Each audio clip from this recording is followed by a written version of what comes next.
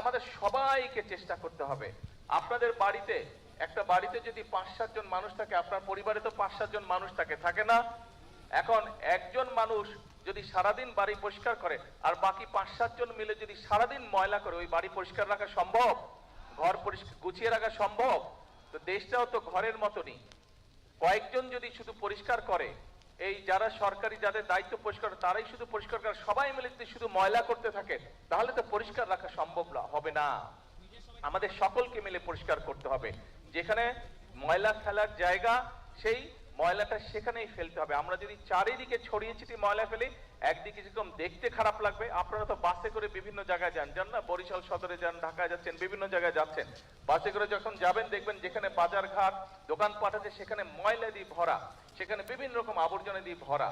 ময়লা দেখতে কারো ভালো লাগে? তো ময়লা হলে কি হয়? পরিবেশটা ময়লা হয়ে যায়, দেখতেও ভালো লাগে না, দেখতেও ভালো লাগে না।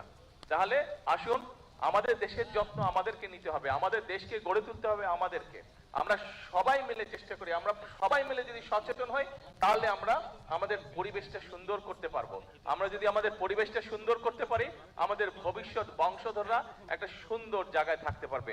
আমরা এইভাবে, এই যে খালের মধ্যে প্রয়োজন শেষ হয়ে গেছে, প্লাস্টিকের বোতল ফেলে দিয়ে গেছে, ওখানে আরেকটা প্লাস্টিকের পানির বোতল ফেলে দিয়ে গেছে, বিভিন্ন জায়গায় দেখবেন যে পলিথিন ফেলে দিয়ে গেছে, কাগজ ফেলে দিয়ে গেছে, ওই যে ওখানে খুব সম্ভব একটা সিগারেটের প্যাকেট পড়ে আছে।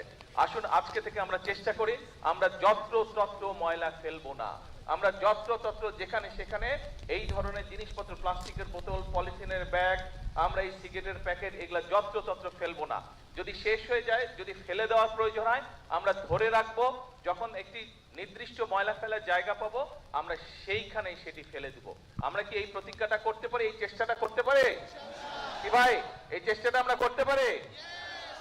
খুব কাজা। আমার পকেটে যদি হাত দেন, এই দেখেন টিস্যু বের হবে আমার পকেট থেকে।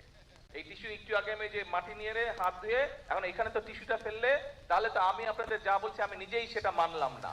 সেই জন্য ছোটবেলা থেকে আমি অভ্যাস করে নিচ্ছি, যখন আমি টিস্যু ব্যবহার করি, করে আমি আমার পকেটের মধ্যে রেখে দিই টিস্যুটা। আমার যে কোনো প্যান্টের পকেটে হাত দিলেই দেখা যাবে টিস্যু বের হয়ে আসতেছে। সারাদিনে সব টিস্যু গিয়ে প্যান্টের পকেটে জমা হয়।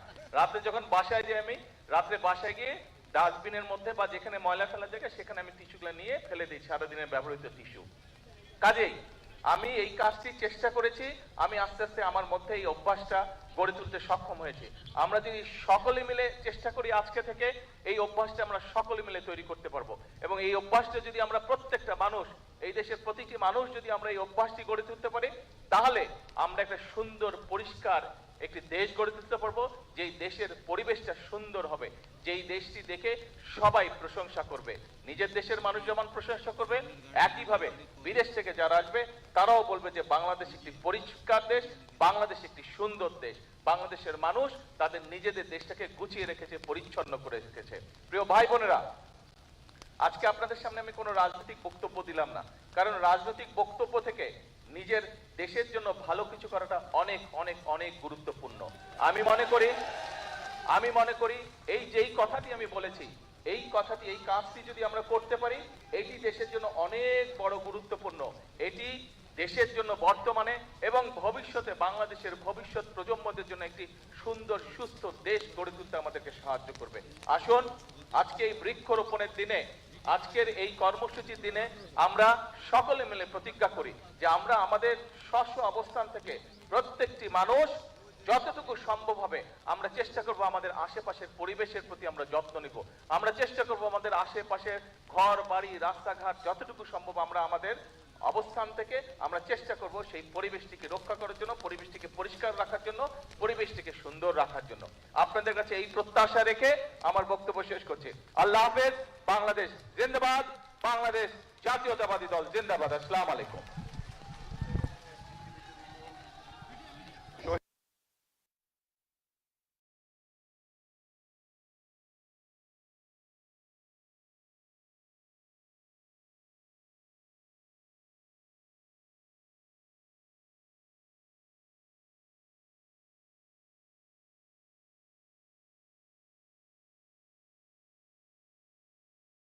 গভীর কৃতজ্ঞতা মাননীয় প্রধানমন্ত্রীর প্রতি।